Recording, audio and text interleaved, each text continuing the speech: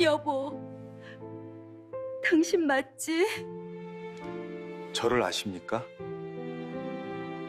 15년 전 사고로 죽은 줄로만 알았던 남편이 외동아들의 결혼식에 백만장자가 되어 나타났습니다. 윤희는 숨조차 삼키지 못한 채 얼어붙었어요. 눈앞의 남자는 틀림없이 죽은 남편이었지만 그는 윤희를 완전히 모르는 사람처럼 바라보고 있었죠. 그의 눈빛에는 아무런 기억도 감정도 남아있지 않았습니다. 왜 그녀를 기억하지 못하는 걸까요? 도대체 그의 지난 15년에는 어떤 비밀이 숨어 있는 걸까요? 사연 시작 전 구독과 좋아요를 눌러주시고 어디서 듣고 계신지 댓글 남겨주시면 그곳으로 행운이 가득 깃들기를 바라겠습니다. 여보, 보고 있어? 우리 아들 장가가는 날이야. 마음속으로 수없이 남편을 불렀지만 돌아오는 대답은 없었습니다. 아들의 결혼식이 시작되기 30분 전 윤희는 예식장 입구에서 하객들을 맞이하고 있었어요. 곱게 차려입은 한복의 옷고름이 바람에 살랑거렸죠. 하객들이 건네는 축하 인사에 미소로 답하면서도 그녀의 마음 한구석에는 채워지지 않는 공허함이 자리하고 있었습니다. 준영이가 정말 훌륭하게 컸네요.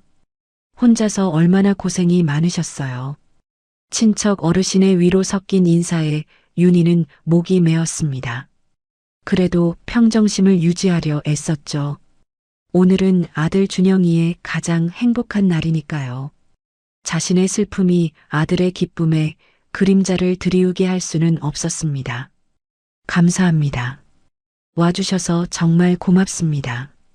똑같은 인사말을 수십 번 반복하면서도 윤희는 문득문득 옆을 돌아보곤 했습니다. 혼자 서 있는 자신의 모습이 유독 외로워 보이는 건 아닐까 싶어서요. 신부 측 혼주는 부부가 나란히 서서 인사를 받는데 자신은 혼자였으니까요. 예식장 로비의 샹들리에가 화려한 빛을 뿜어냈지만 그 빛조차 윤희의 마음속 어둠을 밝히지는 못했습니다. 15년. 남편 없이 보낸 세월이 그만큼이나 됐죠. 베트남 건설 현장으로 떠났던 남편은 결국 차가운 유골함에 담겨 돌아왔고 그날 이후 윤희의 삶은 완전히 바뀌었습니다. 여기 축의금 놓고 갑니다. 윤희는 기계적으로 봉투를 받으며 고개를 숙였습니다. 손가락 끝이 차가웠죠. 아침부터 긴장해서인지 아니면 혼자라는 사실이 더욱 뼈저리게 느껴져서인지 알 수 없었습니다. 식당에서 설거지를 하고 새벽에는 건물 청소를 하며 준영이를 키웠던 날들이 주마등처럼 스쳐 지나갔습니다. 손가락은 세제에 텄고 허리는 늘 아팠지만 아들만큼은 누구에게 내놓아도 자랑스러운 사람으로 키우겠다는 마음 하나로 버텨왔습니다. 그 덕분인지 준영이는 장학금을 받으며 대학을 다녔고 결국 로스쿨에 입학해 변호사가 되었습니다. 그리고 오늘 그렇게 키워낸 아들이 마침내 자신의 가정을 꾸리게 되었습니다. 당신이 보았다면 얼마나 자랑스러워했을까. 윤희는 눈시울이 뜨거워지는 걸 느끼며 고개를 들었습니다. 눈물이 날 것 같아서요. 하객들 앞에서 울 수는 없었으니까요. 그때였습니다. 예식장 입구가 갑자기 소란스러워졌죠. 저기 최 사장님이 나가시네요. 윤희도 시선을 돌렸습니다. 사돈어른인 최성국 사장은 이 지역에서 중형 건설사를 운영하는 거물이었어요. 그런 그가 신부 측 하객들과 인사를 나누고 있었는데 어딘가로부터 연락을 받은 듯 급히 로비 방향으로 걸어나가고 있었습니다. 평소라면 비서를 보내는 그가 직접 나가는 모습은 흔치 않은 일이었기에 하객들조차 의아해하는 눈빛을 감추지 못했습니다. 잠시 후 자동문이 열리며 최 사장이 한 중년 남성과 함께 다시 들어섰습니다. 윤희는 처음 보는 남성이었지만 최 사장은 그를 극진히 안내하며 예의 바르게 옆자리를 비켜주고 있었습니다. 그 남성은 회색 정장을 말끔히 차려입고 있었고 걸음걸이에는 여유와 품위가 배어 있었습니다. 저분은 누구시지? 윤희는 고개를 갸웃거렸습니다. 최 사장 같은 거물이 저렇게 정중하게 대하는 사람이라면 보통 인물은 아닐 텐데요. 두 사람이 점점 가까이 다가왔습니다. 최 사장의 얼굴에는 환한 미소가 번져 있었고 옆에 남성과 무언가 이야기를 나누며 걸어오고 있었죠. 그 남성은 꼿꼿한 자세로 걸으면서도 어딘가 부드러운 인상을 풍겼습니다. 아, 사부인. 최 사장이 윤희를 발견하고는 크게 손을 들어 인사했습니다. 윤희도 얼른 자세를 고쳐 잡고 맞이할 준비를 했죠. 제가 오늘 아주 귀한 손님을 모시고 왔습니다. 최 사장이 옆에 남성을 가리키며 말했습니다. 윤희가 무심코 고개를 들어 그 남자의 얼굴을 바라본 순간 마치 번개를 맞은 것 같은 충격이 온몸을 관통했습니다. 숨이 턱 막혔고 다리에서 힘이 스르르 빠져나갔죠. 눈앞이 아득해지면서 현실 감각이 사라지는 듯 했습니다. 그 얼굴, 그 눈빛, 그 체격. 모든 게 너무나도 익숙했습니다. 광대뼈가 살짝 나온 것도, 눈꼬리가 처진 것도, 콧날이 오뚝한 것도, 모든 게 15년 전 자신을 떠났던 남편 박동훈과 똑같았거든요. 아니야. 이건 말도 안 돼. 윤희는 자신의 눈을 의심했습니다. 동훈은 분명 죽었습니다. 그런데 지금 눈앞에는 그 동훈이, 아니 동훈과 똑같이 생긴 남자가 멀쩡히 서 있었습니다. 사부인, 이쪽은 베트남에서 사업을 하시는 이상우 대표님이십니다. 제 생명의 은인이시자 최고의 사업 파트너죠.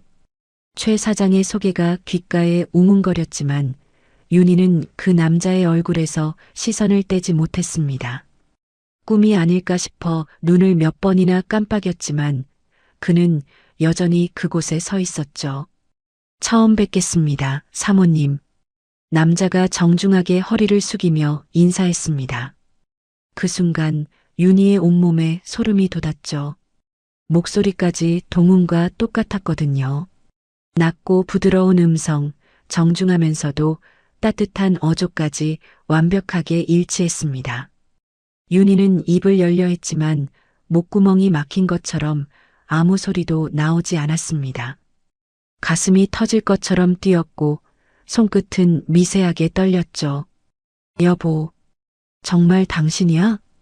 마음속으로 외쳤지만 그 남자의 눈빛에는 아무런 알아봄도 없었습니다.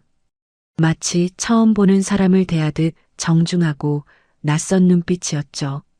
아, 네. 반갑습니다.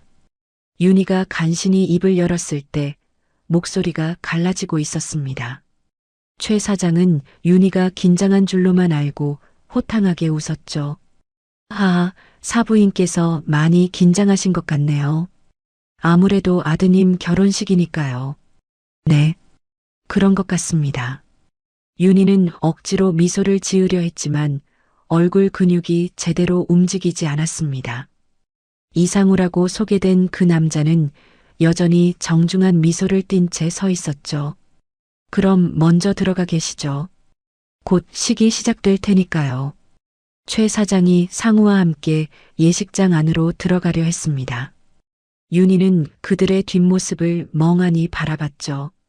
걸음걸이마저 동훈과 똑같았습니다. 오른쪽 어깨가 살짝 앞으로 나가는 것도 팔을 흔드는 각도도 모든 게 일치했거든요. 어떻게 이런 일이. 윤희는 현관 기둥을 잡고 간신히 몸을 지탱했습니다. 다리가 후들거려 주저앉을 것 같았거든요. 15년이라는 세월이 한순간에 무너져 내리는 것 같았습니다. 죽은 남편이 살아 돌아왔는데 정작 자신을 전혀 알아보지 못한다니. 다른 이름으로 다른 사람이 되어 나타났다니. 이것이 현실인지 악몽인지 분간이 되지 않았습니다. 예식 시작을 알리는 웨딩 마치가 울려 퍼졌습니다. 윤희는 비틀거리는 걸음으로 예식장 안으로 들어갔죠. 혼주석에 홀로 앉아야 한다는 사실보다 지금 이 상황이 더 견디기 힘들었습니다. 내가 미쳐가는 걸까? 너무 그리워서 헛것을 보는 걸까? 윤희는 두 손으로 얼굴을 감쌌습니다. 꿈인지 현실인지 모를 결혼식이 시작되고 있었죠. 눈앞에서 주례사가 진행되고 있었지만 그녀의 머릿속은 온통 다른 생각으로 가득했죠. 정말 남편이 맞을까? 아니면 그저 닮은 사람일 뿐일까? 윤희의 시선은 자꾸만 신부 측 하객석으로 향했습니다. 사돈인 최 사장 바로 뒤에 앉은 상우의 옆모습이 보였죠. 곧게 세운 어깨, 턱을 살짝 들고 앉은 자세, 그리고 무언가에 집중할 때 미간을 살짝 찌푸리는 벌이까지 모든 게 남편 동훈과 똑같았습니다. 그때 갑자기 15년 전 그날의 기억이 생생하게 떠올랐습니다. 식당 주방에서 저녁 준비로 분주하던 때였죠. 윤희는 감자를 깎다가 갑자기 울린 휴대폰 소리에 칼을 내려놓았습니다. 낯선 번호였지만 왠지 불길한 예감이 들었죠. 여보세요? 박동훈 씨 가족분이십니까? 공무원 특유의 딱딱한 목소리에 윤희의 심장이 쿵 내려앉았습니다. 네, 맞습니다. 무슨 일이신지 주베트남 대사관 영사과에서 연락드립니다. 박동훈 씨가 현지에서 교통사고로 사망하셨습니다. 그 순간 윤희의 손에서 휴대폰이 미끄러져 떨어졌습니다. 주방 바닥에 부딪혀 산산조각이 난 휴대폰처럼 그녀의 삶도 그날 산산조각이 났죠. 시신이 심하게 훼손되어 확인은 어려웠지만 소지품으로 신원을 확인했습니다. 지갑과 여권이 든 점퍼가 나왔습니다. 윤희는 그 자리에 주저앉아 말도 안 되는 소리라며 부정했지만 현실은 잔인했습니다. 얼마 후 작은 유골함에 담겨 돌아온 남편을 보며 윤희는 처음으로 하늘을 원망했죠. 장례식장에서 교복을 입은 16살 준영이가 아버지의 영정사진을 들고 있던 모습이 아직도 눈에 선했습니다. 아직 어린 나이에 상주가 되어야 했던 아들은 입술을 꽉 깨물며 눈물을 참고 있었죠. 준영아, 울어도 돼. 아빠한테 마지막 인사해. 하지만 준영이는 고개를 저었습니다. 안 울어요. 제가 울면 엄마도 우실 거잖아요. 그 말에 윤희는 아들을 꼭 안고 함께 울었습니다. 16살 소년이 하루아침에 어른이 되어야 했던 그날의 아픔이 지금도 가슴을 저몄죠. 장례가 끝나고 현실은 더욱 가혹했습니다. 남편의 수입이 끊기자 당장 생활비가 막막했거든요. 엄마, 나 학원 안 다녀도 돼요. 혼자 공부할 수 있어요. 16살 준영이가 어머니를 위로했습니다. 아니야. 넌 공부만 해. 엄마가 어떻게든 할게. 그날 밤 윤희는 준영이의 어깨를 꼭 잡고 말했죠. 준영아, 아빠 없어도 기죽지 마. 엄마가 어떻게든 너 대학까지 보낼 거야. 약속해. 그 약속을 지키기 위해 윤희는 닥치는 대로 일을 했습니다. 낮에는 식당에서, 새벽에는 건물 청소를 하며 돈을 모았죠. 손은 거칠어지고 허리는 아팠지만 아들이 공부에만 전념할 수 있도록 뒷바라지했습니다. 그리고 지금 준영이는 어엿한 변호사가 되어 결혼식을 올리고 있었습니다. 신랑 신부의 아름다운 미래를 축복하며 주례사가 계속되는 동안 윤희는 다시 현실로 돌아왔습니다. 하지만 여전히 집중할 수가 없었죠. 고개를 살짝 돌려 상우를 훔쳐봤습니다. 그가 옆 사람과 뭔가 이야기를 나누며 살짝 웃는 모습이 보였는데 그 미소까지 동훈과 똑같았습니다. 정말 동훈 씨가 맞는 것 같은데 왜 나를 모르는 거지? 윤희의 머릿속이 복잡해졌습니다. 만약 정말 남편이 살아있다면 왜 15년 동안 연락이 없었을까요? 왜 이상우라는 다른 이름으로 살고 있는 걸까요? 그리고 무엇보다 왜 가족을 알아보지 못하는 걸까요? 이제 양가 부모님께서 하객 여러분께 인사를 드리겠습니다. 사회자의 우렁찬 목소리가 울려 퍼졌지만 윤희는 여전히 멍하니 앉아 있었습니다. 상우를 보느라 정신이 없었거든요. 어머니, 인사하셔야죠. 준영이가 당황한 표정으로 어머니의 팔을 잡아 끌었습니다. 그제야 정신을 차린 윤희는 화들짝 놀라 자리에서 일어났죠. 어머나 미안해. 윤희는 허둥지둥 일어나 하객들에게 인사를 했습니다. 하지만 머릿속은 여전히 혼란스러웠죠. 신부 측 혼주 부부가 다정하게 인사하는 모습과 달리 윤희는 혼자서 어색하게 고개를 숙였습니다. 준영이가 걱정스러운 표정으로 물었습니다. 어머니, 정말 괜찮으세요? 아까부터 안색이 안 좋으신데. 괜찮아. 그냥 감격스러워서 그래. 윤희는 아들을 안심시키려 했지만 속으로는 계속 남편 박동훈과 똑같이 생긴 그 남자 이상우가 생각났습니다. 결혼식이 끝나고 사진 촬영 시간이 되었습니다. 양가 가족 사진, 친척 사진, 친구들과의 사진까지. 수십 장의 사진을 찍는 동안 윤희는 기계적으로 미소만 지었죠. 플래시가 터질 때마다 눈이 부셨지만 그녀의 시선은 계속 하객들 사이를 헤맸습니다. 상우를 찾고 있었거든요. 신랑 어머님, 카메라 보셔야죠. 카메라맨의 말에 준영이 살며시 윤희의 손을 잡았습니다. 아, 미안해. 정신이 없네. 촬영이 끝나자 하객들이 피로 연장으로 이동하기 시작했습니다. 윤희도 서둘러 자리에서 일어났죠. 상우를 놓치고 싶지 않았거든요. 사람들 사이를 비집고 나가는 윤희의 눈이 바쁘게 움직였습니다. 그러다 마침내 발견했죠. 최 사장과 함께 VIP룸 쪽으로 걸어가는 상우의 뒷모습을요. 확인해야 해. 놓치면 안 돼. 윤희는 한복 치맛자락을 살짝 들어 올리고 빠른 걸음으로 그들을 따라갔습니다. 하객들 사이를 헤치며 가는 그녀의 모습이 조금 이상해 보였는지 몇몇 사람들이 수군거렸죠. 신랑 어머니가 왜 저렇게 급하신가? 뭔가 급한 일이 있나 봐요. 하지만 윤희는 사람들의 시선 따위는 신경 쓰지 않았습니다. 오직 상우를 따라잡는 것만 생각했죠. 15년 만에 만난 남편일지도 모르는 사람을 그냥 보낼 수는 없었으니까요. 복도를 돌아 피로연장 입구에 도착했을 때 상우와 최 사장이 VIP룸으로 들어가는 모습이 보였습니다. 윤희는 잠시 망설였죠. 무작정 따라 들어갈 수도 없고 그렇다고 이대로 돌아설 수도 없었습니다. 어떻게 해야 하지? 정말 남편이 맞다면. 윤희는 복도 벽에 기대어 가쁜 숨을 고르며 생각에 잠겼습니다. 가슴은 터질 듯이 뛰고 있었고 손은 여전히 떨렸죠. 하지만 한 가지는 확실했습니다. 오늘 이 자리에서 반드시 진실을 확인하고 싶다는 것이요. 그때 누군가 윤희의 어깨를 톡톡 건드렸습니다. 어머님, 여기서 뭐 하세요? 피로연 시작했는데요.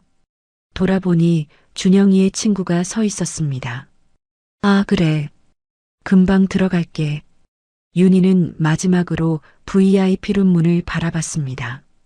저 문 너머에 있을 이상우, 아니 어쩌면 박동훈일지도 모르는 그 사람을 생각하며 주먹을 꽉 쥐었죠. 피로 연장해서 꼭 확인할 거야. 정말 당신이 맞는지. 윤희는 VIP룸 문 앞에서 심호흡을 했습니다. 떨리는 손으로 문고리를 잡았다가 놓기를 반복하다가 마침내 용기를 내어 문을 열었죠. 넓은 룸 안에는 원형 테이블이 여러 개 놓여 있었고 가장 안쪽 테이블에 최 사장과 상우가 마주 앉아 대화를 나누고 있었습니다.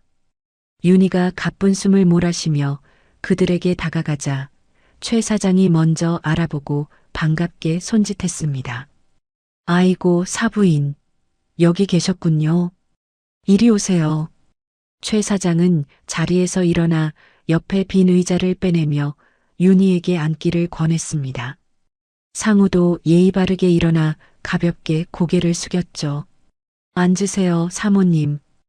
혼자 계시기 심심하실 텐데 잘 오셨습니다. 그 정중한 말투와 부드러운 음성이 또다시 윤희의 가슴을 저미게 했습니다. 동훈도 늘 이렇게 예의 바르고 다정한 사람이었거든요. 감사합니다. 실례가 안 된다면. 윤희는 떨리는 마음을 애써 감추며 자리에 앉았습니다. 상우와의 거리가 불과 한 팔 정도밖에 되지 않았죠. 이 친구도 베트남에서 오느라 제대로 못 먹었을 텐데 같이 드시죠. 네, 그러죠. 윤희는 고개를 끄덕이면서도 시선은 계속 상우에게 머물렀습니다. 상우는 그런 윤희의 시선을 의식했는지 살짝 불편한 표정을 지었죠. 종업원이 물을 따라주자 상우가 감사합니다라고 말하며 컵을 받았습니다. 그런데 그 다음 순간 윤희는 숨이 멎는 듯한 충격을 받았죠. 상우가 물컵을 시계 방향으로 2번 돌려 잡은 뒤 마셨거든요. 그것은 동훈만의 독특한 버릇이었습니다. 긴장하거나 생각이 많을 때면 늘 그렇게 했죠. 처음엔 이상하다고 놀렸지만 나중엔 그것마저 사랑스러워 보였던 기억이 났습니다. 왜 그러세요, 사모님? 상우가 윤희의 뚫어지는 시선을 느끼고 물었습니다. 아, 아니에요. 그저. 윤희는 당황해서 말을 더듬었습니다. 상우는 어색하게 웃으며 말했죠. 물맛이 좋네요. 역시 한국 물이 최고입니다. 최 사장이 호탕하게 웃었습니다. 그럼 베트남 물하고는 다르지. 이제 한국 음식도 실컷 먹게나. 곧이어 갈비탕과 밥이 나왔습니다. 뜨거운 김이 모락모락 피어오르는 갈비탕을 보며 최 사장이 말했죠. 자, 한국 밥이 그리웠지? 많이 들게. 네, 감사합니다. 상우는 밥뚜껑을 열었습니다. 그런데 그 순간 미간을 살짝 찌푸리더니 젓가락을 들었죠. 그리고는 놀랍게도 밥 위에 올려진 검은 콩을 하나씩 골라내기 시작했습니다. 윤희의 손이 떨리기 시작했습니다. 동훈도 똑같았거든요. 콩밥을 해주면 늘 투정을 부리며 콩을 골라냈죠. 왜 그래, 이 친구야. 콩이 몸에 좋은 건데. 최 사장이 의아해하며 물었습니다. 상우는 민망한 듯 웃으며 대답했죠. 죄송합니다. 어릴 때 콩이 목에 걸린 뒤로는 먹질 못해요. 윤희의 가슴이 쿵 내려앉았습니다. 동훈이 했던 말과 한자도 다르지 않았거든요. 콩을 안 드시나요? 윤희가 떨리는 목소리로 물었습니다. 상우는 고개를 끄덕였죠. 네, 트라우마 같은 거예요. 이상하죠? 아니에요. 누구나 그런 게 하나씩은 있잖아요. 윤희는 간신히 대답하며 식탁 아래로 주먹을 꽉 쥐었습니다. 식사가 계속되는 동안 윤희는 상우의 모든 행동을 조심스럽게 관찰했습니다. 덥네요. 실례하겠습니다. 상우가 이마에 땀을 닦으며 양복 상의를 벗었습니다. 그리고는 와이셔츠 소매를 걷어 올리기 시작했죠. 팔꿈치까지 소매가 올라가자 윤희의 눈이 휘둥그레졌습니다. 왼쪽 손목 안쪽에 선명한 반달 모양의 화상 흉터가 보였거든요. 그것은 신혼 시절 윤희가 뜨거운 된장찌개 냄비를 엎을 뻔했을 때 동훈이 막아주다가 생긴 상처였습니다. 병원에서 치료받으며 동훈이 웃으며 했던 말이 생생히 기억났죠. 당신 다치는 것보다 100배 나아. 이 정도 상처는 아무것도 아니야. 그때 윤희는 미안함과 고마움에 눈물을 흘렸었습니다. 그리고 그 흉터를 평생 잊지 않겠다고 약속했죠. 사부인? 최 사장의 목소리에 윤희가 정신을 차렸습니다. 자신도 모르게 상우의 손목을 뚫어지게 쳐다보고 있었던 거죠. 아, 네.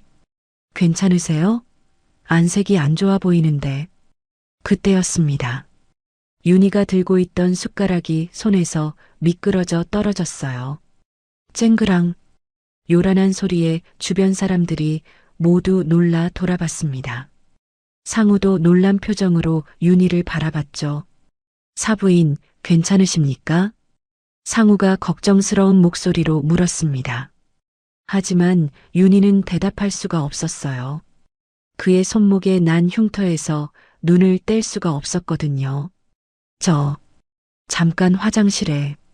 윤희는 황급히 자리에서 일어났습니다. 더 이상 그 자리에 있을 수가 없었어요. 확신은 들었지만 동시에 혼란스러웠거든요. 왜 동훈이 자신을 모르는 척하는지, 왜 다른 이름으로 살고 있는지 이해할 수가 없었습니다. 천천히 다녀오세요. 최 사장의 말에 윤희는 간신히 고개를 끄덕이고 VIP룸을 나왔습니다. 복도로 나온 윤희는 벽에 기대어 가쁜 숨을 몰아쉬었습니다. 다리가 후들거려 주저앉을 것 같았죠. 맞아. 내 남편이 맞아. 물 마시는 버릇도, 콩을 싫어하는 것도, 그리고 결정적으로 왼손목의 흉터까지 모든 증거가 그가 동훈임을 말해주고 있었습니다. 윤희는 화장실로 들어갔어요. 거울에 비친 자신의 모습이 초췌해 보였죠. 15년이라는 세월이 자신을 이렇게 변하게 했나 싶어 씁쓸했습니다. 남편이 날 못 알아볼 만큼 내가 변한 걸까? 하지만 그것만으로는 설명이 되지 않았습니다. 부부는 얼굴이 변해도 알아보는 법인데 동훈의 눈빛에는 정말 아무런 알아봄도 없었거든요. 윤희는 다시 VIP룸으로 돌아가야 할지 말아야 할지 고민했습니다. 가서 모든 걸 밝히고 싶은 마음도 있었지만 아들의 결혼식 날 소동을 일으킬 수는 없었죠. 일단 오늘은 참자. 나중에 기회를 만들어서. 윤희는 마음을 다잡고 다시 VIP룸으로 향했습니다. 문을 열고 들어가니 상우와 최 사장이 여전히 대화를 나누고 있었죠. 아, 사부인. 괜찮으세요? 최 사장이 걱정스럽게 물었습니다. 네, 괜찮습니다. 그저 좀 어지러워서. 아무래도 아드님 결혼식이라 신경을 많이 쓰셨나 봐요. 윤희는 이제 상우를 제대로 쳐다볼 수가 없었습니다. 그의 정체를 확신하게 된 지금 모든 게 달라 보였거든요. 저는 이만 자리를 비워야겠습니다. 윤희가 조심스럽게 말했습니다. 아, 그럼요. 어서 가보세요. 최 사장이 이해한다는 듯 고개를 끄덕였습니다. 상우도 일어서며 정중히 인사했죠. 들어가세요, 사모님. 만나 뵙게 되어 반가웠습니다. 그 말에 윤희는 가슴이 찢어지는 듯 했습니다. 반가웠다니. 아내에게 처음 만난 사람처럼 하는 인사라니. 네, 저도 반가웠습니다. 윤희는 간신히 대답한 뒤 살짝 머뭇거리다 최 사장을 향해 힘겹게 웃었습니다. 저 사돈어른, 나중에 잠시만 뵐 수 있을까요? 드릴 말씀이 있어서요. 순간 최 사장의 표정에 잠깐 놀람이 스쳤지만 곧 부드럽게 미소를 지었습니다. 그럼요, 사부인. 말씀만 하세요. 언제든 제가 시간 내겠습니다. 감사합니다. 윤희는 고개를 숙이고 VIP룸을 나왔습니다. 복도를 걸으며 눈물이 흘러내렸지만 손등으로 재빨리 닦았죠. 가슴속에는 거대한 폭풍이 몰아치고 있었습니다. 어떻게 해야 하지? 정말 어떻게 해야? 결혼식이 끝나고 피로연까지 무사히 마친 뒤였습니다. 하객들이 하나둘씩 돌아가고 준영이와 지수도 신혼여행을 위해 공항으로 떠났죠. 예식장이 서서히 비어가는 가운데 윤희는 로비 한쪽에서 최 사장을 기다리고 있었습니다. 사부인, 기다리셨습니까? 최 사장이 다가오며 물었습니다. 윤희는 긴장된 표정으로 일어섰죠. 네, 사돈어른. 바쁘신데 시간 내주셔서 감사합니다. 아이고, 뭘 그러세요. 이제 사돈간인데 당연하죠. 무슨 말씀하실 게 있다고 하셨는데. 두 사람은 예식장 카페로 자리를 옮겼습니다. 조용한 구석 테이블에 마주 앉자 윤희는 떨리는 손으로 찻잔을 잡았죠. 사장님, 제가 여쭤볼 게 있어서요. 아까 그 이상우 대표님 말입니다. 아, 상우? 왜요? 무슨 문제라도 있습니까? 최 사장이 의아한 표정을 지었습니다. 윤희는 심호흡을 하고 조심스럽게 물었죠. 그분과는 어떤 관계이신지, 그리고 그분의 과거에 대해 좀 알 수 있을까요? 최 사장의 눈빛이 잠시 흔들렸습니다. 무언가 숨기는 듯한 표정이었죠. 왜 갑자기 상우 과거를 물으시죠? 그냥 사장님께서 생명의 은인이라고 하셔서요. 어떤 일이 있으셨는지 궁금해서. 윤희는 애써 평정심을 유지하려 했지만 목소리가 떨리고 있었습니다.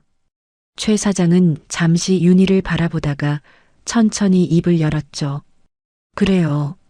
사부인께서 물으시니 말씀드리죠.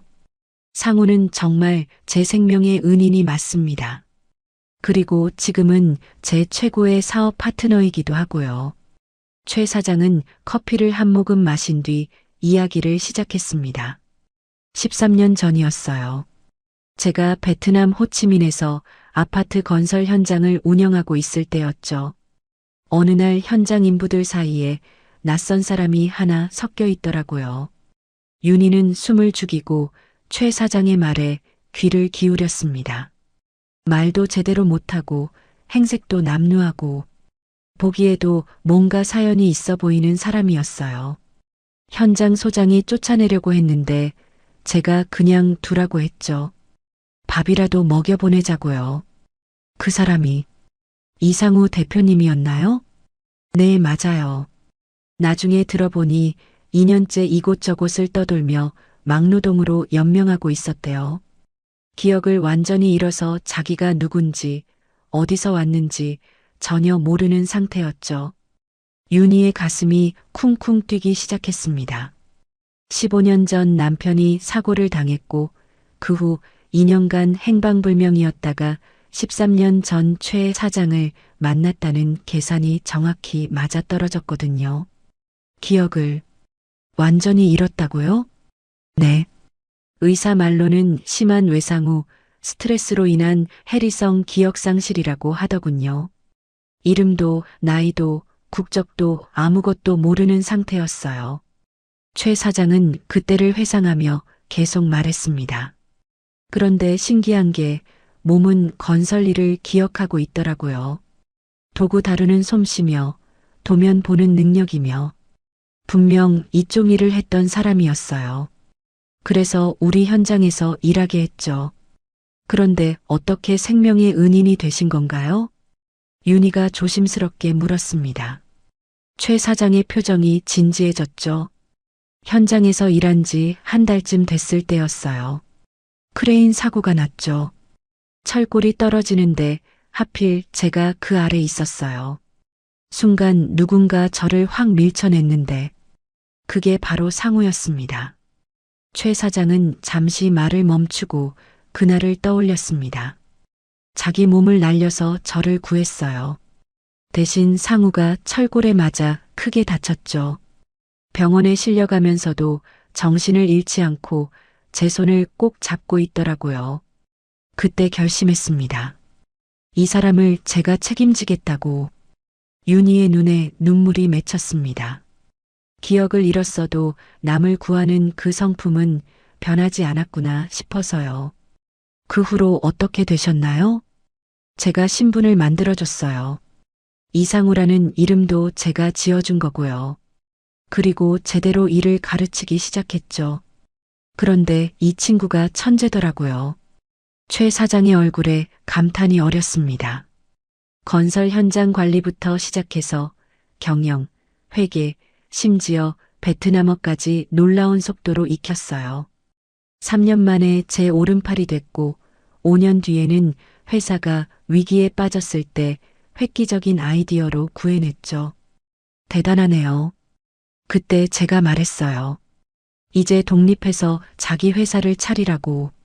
제가 초기 자금을 대줬고 상우는 그걸로 작은 건설회사를 시작했어요. 그리고 지금은 최 사장이 자랑스러운 표정으로 말을 이었습니다. 베트남에서 5손가락 안에 드는 건설회사 대표가 됐죠. 제 회사와도 파트너십을 맺고 있고요. 정말 대단한 사람입니다. 윤희는 복잡한 심정으로 최 사장의 이야기를 들었습니다. 남편이 살아있다는 기쁨과 동시에 자신과 아들을 전혀 기억하지 못한다는 슬픔이 교차했죠. 그런데 사부인 최 사장이 갑자기 진지한 표정으로 윤희를 바라봤습니다. 왜 이런 걸 물으시는 거죠? 혹시 상우를 아시는 겁니까? 윤희는 순간 당황했지만 애써 침착하게 대답했습니다. 아니요. 그냥 신기해서요. 기억을 잃은 분이 그렇게 성공하셨다니. 최 사장은 의심스러운 눈빛으로 윤희를 바라봤지만 더 이상 추궁하지는 않았습니다. 아, 그리고 사돈어른. 윤희가 조심스럽게 말을 꺼냈습니다. 이상우 대표님께서 언제까지 한국에 계신가요? 일주일 뒤에 다시 베트남으로 돌아간다고 했어요. 워낙 바쁜 사람이라 이번에도 겨우 시간 내서 온 거죠. 일주일. 윤희에게 주어진 시간은 그것뿐이었습니다. 그 안에 어떻게든 동훈의 기억을 되찾게 해야 했죠. 사돈어른, 부탁이 하나 있습니다. 윤희가 간절한 눈빛으로 최 사장을 바라봤습니다. 뭔데요? 이상우 대표님께 제가 차라도 한 잔 대접하고 싶은데요. 사장님의 은인이시니 저도 감사 인사를 드리고 싶어서요. 최 사장이 의아한 표정을 지었습니다. 글쎄요. 상우가 시간이 있을지 부탁드립니다. 사돈어른. 꼭 한 번만이라도 만나고 싶어요. 윤희의 간절한 목소리에 최 사장은 잠시 생각하다가 고개를 끄덕였습니다. 알겠습니다.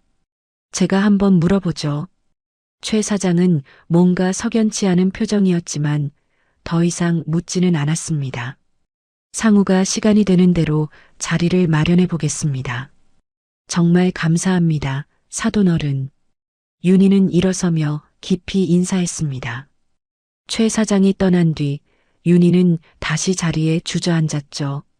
여보, 정말 나를 기억 못하는 거니?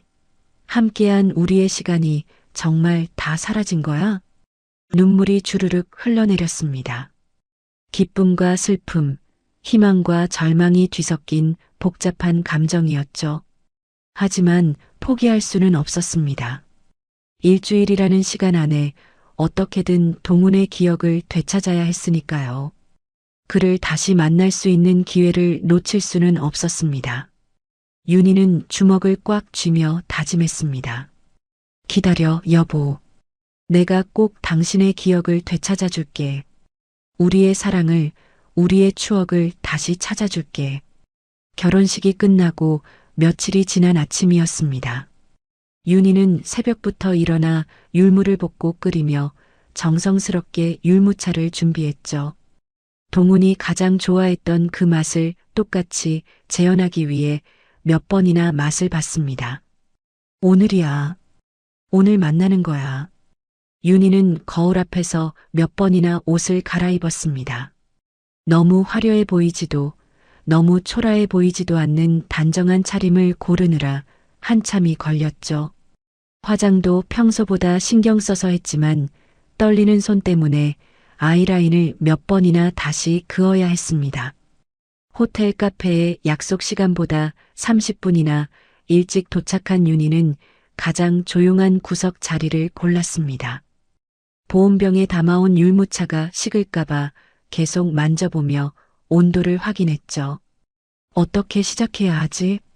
대뜸 당신이 내 남편이라고 하면 미친 사람 취급받겠지? 윤희는 머릿속으로 수십 번 시뮬레이션을 했지만 막상 시간이 다가오니 아무것도 생각이 나지 않았습니다. 그저 가슴만 미친 듯이 뛰었죠. 그때 휴대폰이 진동했고 화면에는 준영이라는 이름이 떴죠. 준영아, 신혼여행 잘 보내고 있지? 휴대폰 너머로 밝은 목소리가 들려왔습니다. 어머니, 우리 잘 지내고 있어요. 날씨도 좋고요.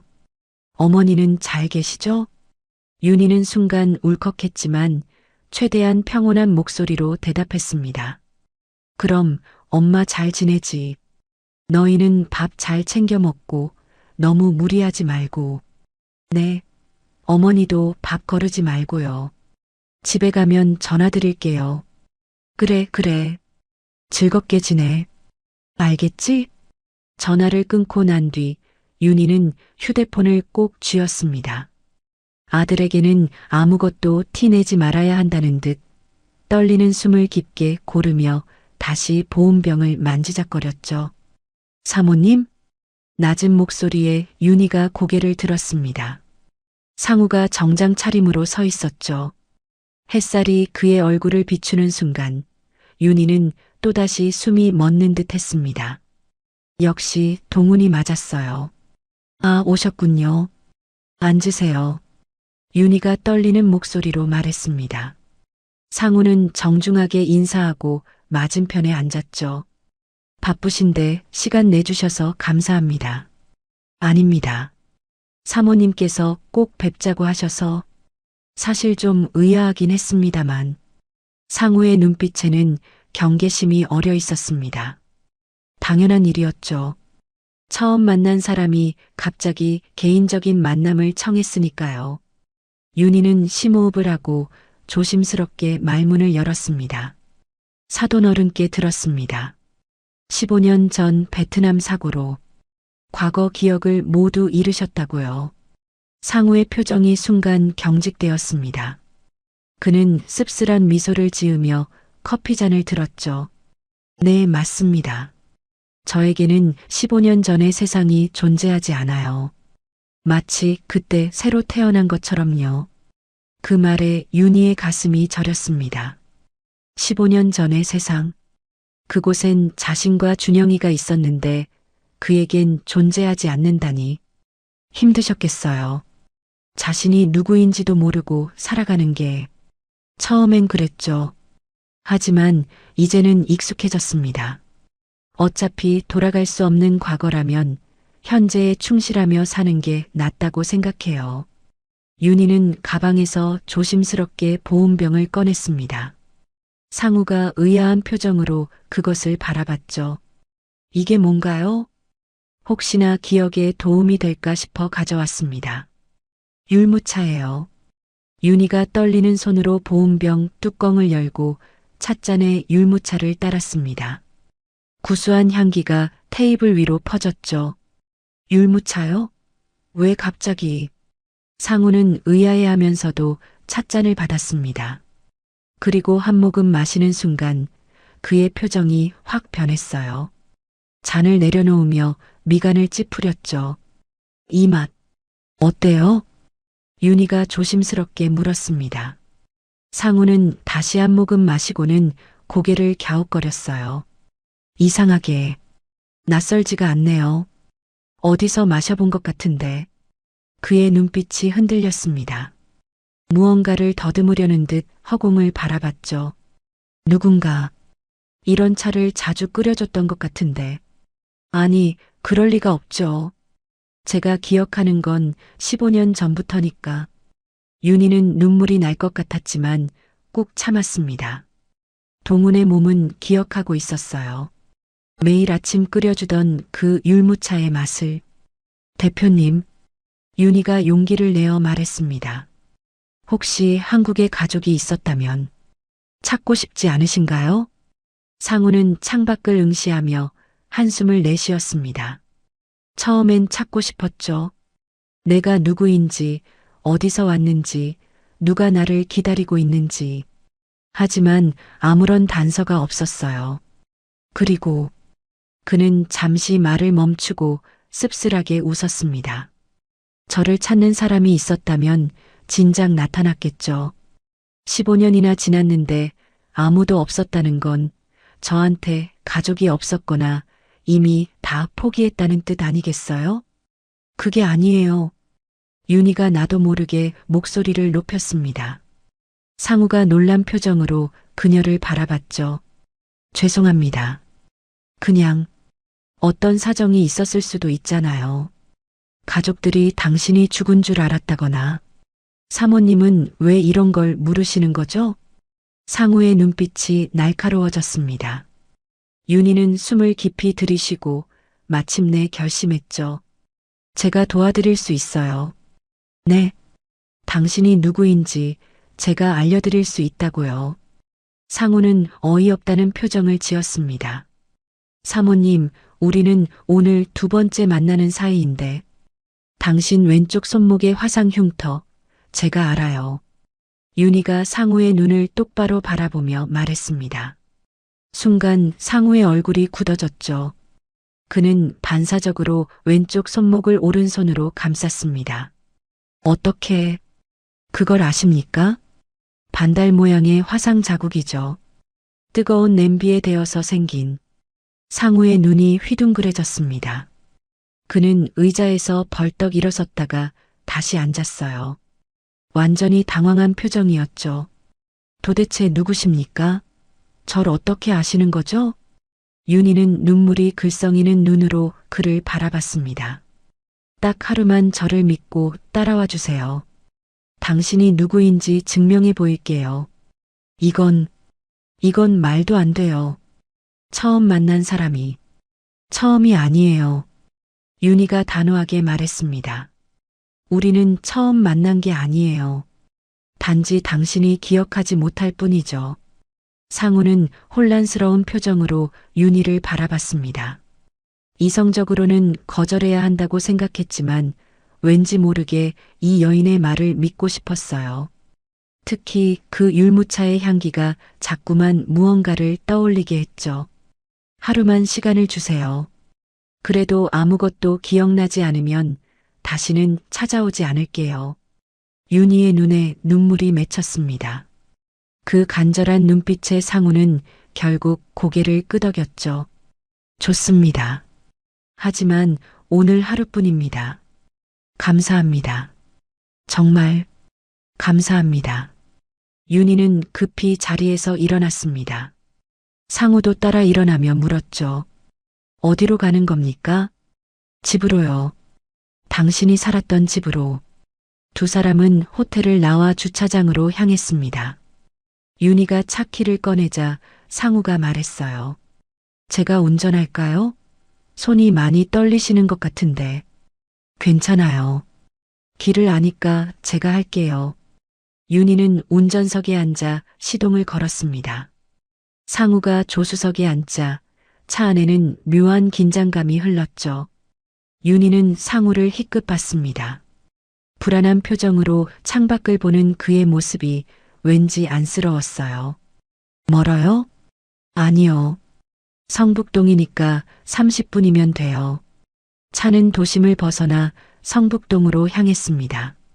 가는 내내 두 사람은 아무 말도 하지 않았어요.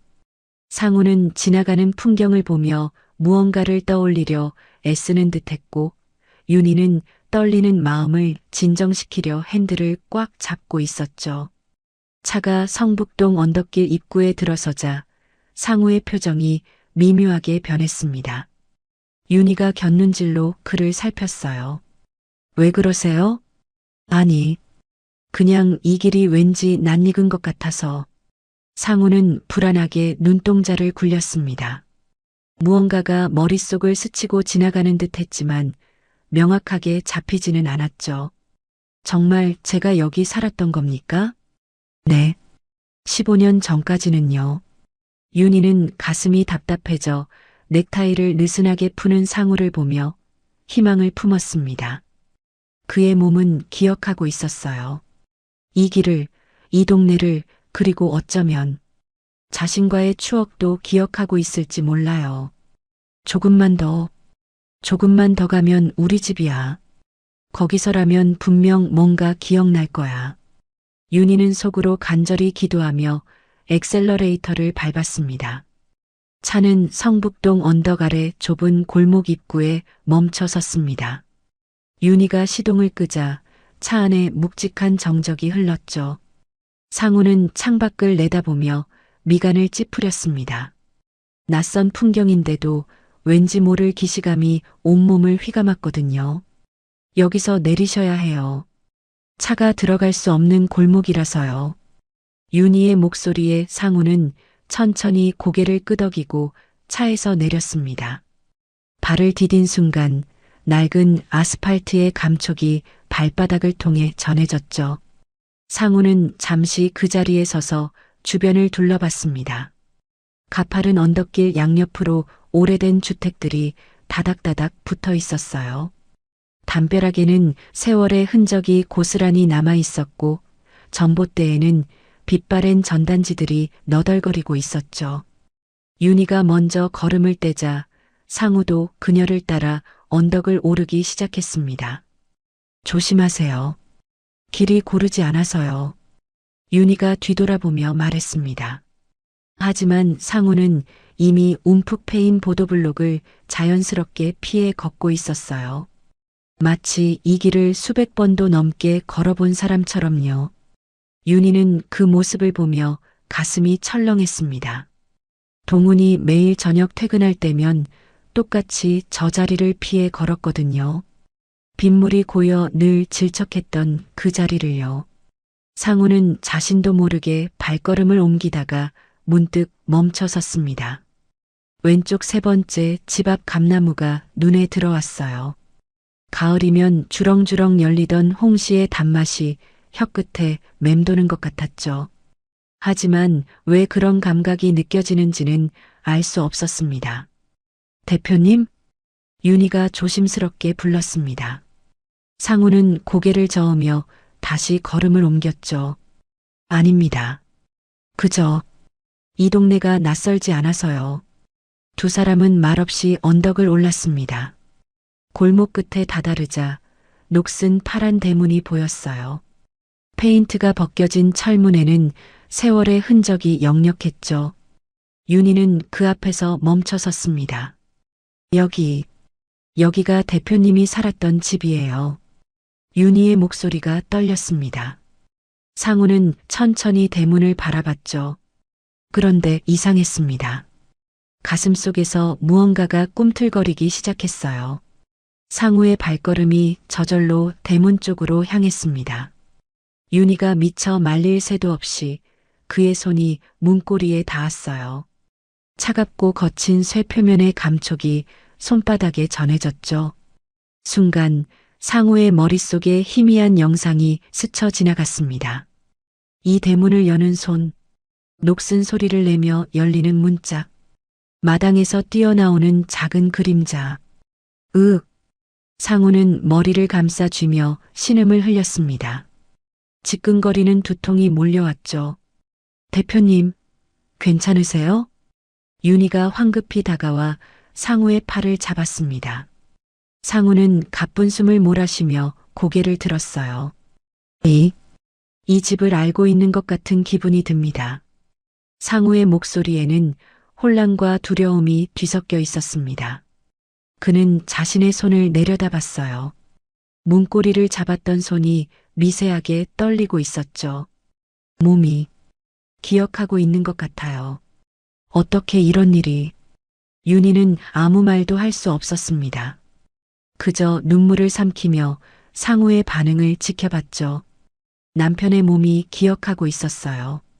15년이라는 긴 세월에도 지워지지 않은 기억이 그의 몸속 깊은 곳에 살아있었던 거예요. 들어가 보시겠어요? 윤희가 떨리는 목소리로 물었습니다. 상우는 잠시 망설이다가 고개를 끄덕였죠. 윤희가 열쇠로 대문을 열자 삐걱거리는 소리와 함께 문이 열렸습니다. 작은 마당에는 빨랫줄이 쳐져 있었고 구석에는 화분 몇 개가 놓여 있었어요. 평범한 서민들의 집이었죠. 상우는 마당을 천천히 둘러봤습니다. 여기서 제가 살았다는 겁니까? 네. 당신이 떠나기 전까지요. 윤희의 대답에 상우는 깊은 한숨을 내쉬었습니다. 믿기지 않았지만 부정할 수도 없었어요. 온몸의 세포가 이곳을 기억하고 있다고 속삭이고 있었으니까요. 시간이 흘러 점심때가 되었습니다. 윤희는 상우를 시장통 입구에 있는 작은 국밥집으로 데려갔어요. 낡은 간판에는 원조 할매 국밥이라는 글씨가 희미하게 남아 있었죠. 여기는 대표님이 제일 좋아하던 곳이에요.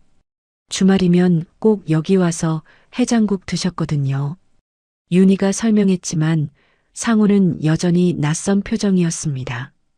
두 사람은 구석 자리에 마주 앉았죠. 어서 오세요. 어머, 윤희 씨 아니에요?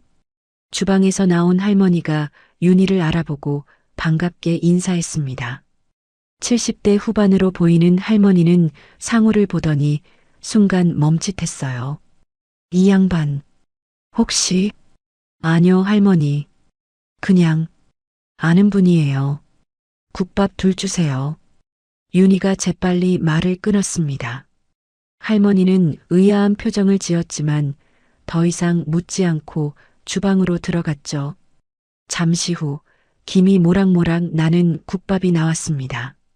뜨끈한 육수에서 고소한 냄새가 피어올랐죠. 상우는 숟가락을 들었다가 문득 손을 멈췄습니다. 뭔가가 부족한 것 같았어요.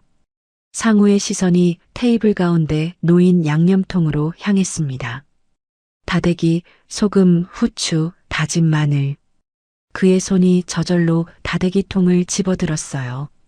윤희는 숨을 죽이고 그 모습을 지켜봤습니다. 상우는 마치 수십 번 해본 동작처럼 자연스럽게 다대기를 떠서 국물에 넣기 시작했어요. 하나, 둘, 셋. 정확히 3스푼이었습니다. 그리고는 깍두기 국물을 2숟가락 떠서 부었죠. 모든 동작이 동훈과 똑같았습니다. 상우는 국을 1숟가락 떠서 입에 넣었습니다. 뜨끈하고 얼큰한 맛이 입안에 퍼졌죠. 그 순간 이상한 감각이 몰려왔어요. 이 맛을 안다는 느낌. 수없이 먹어본 것 같은 익숙함. 식성은 기억을 잃어도 그대로네요. 윤희가 울먹이는 목소리로 말했습니다. 눈가에 눈물이 맺혀 있었죠.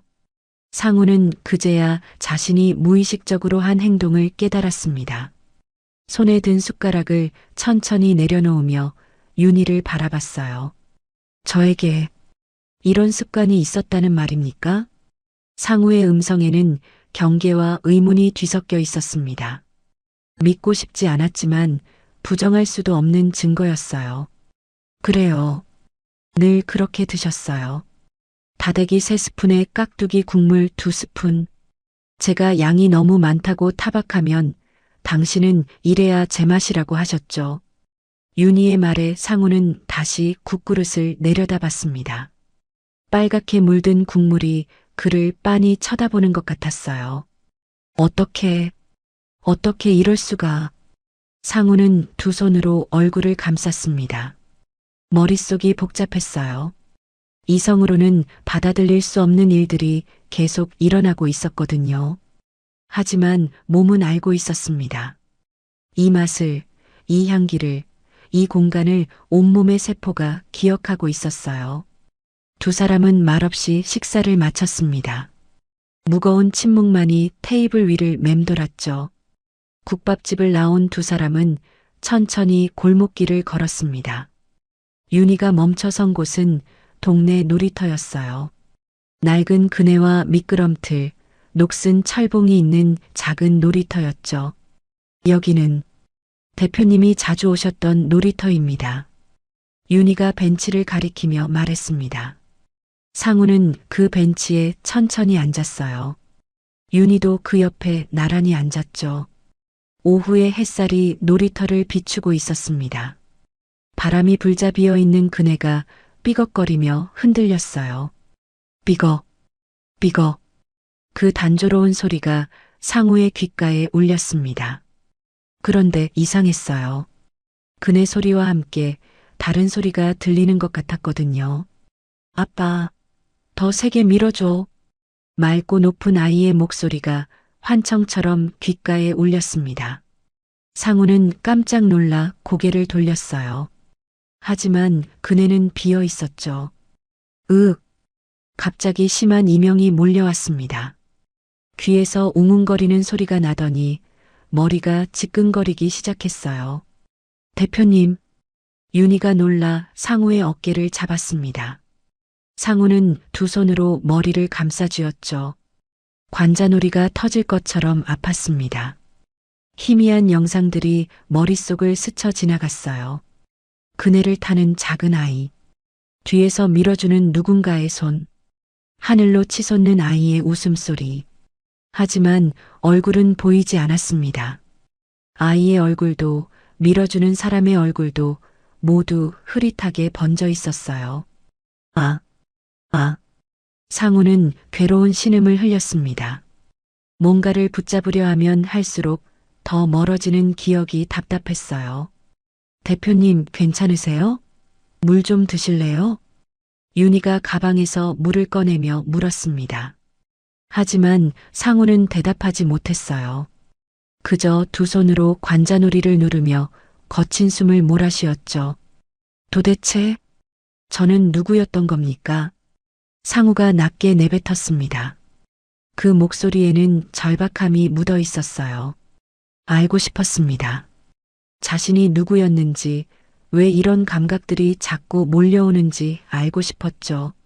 하지만 동시에 두려웠어요. 15년 전에 자신을 알게 된다는 것이. 윤희는 상우의 그런 모습을 보며 가슴이 찢어지는 것 같았습니다. 답답함에 가슴을 치는 남편을 보며 그녀도 안타까움에 발을 동동 굴렀어요. 여보, 윤희가 작게 불렀습니다. 하지만 상우는 듣지 못했죠. 그는 여전히 머리를 감싸쥔 채 고통스러워하고 있었으니까요. 바람이 다시 불었습니다. 그네가 더 세게 흔들리며 삐걱거렸어요.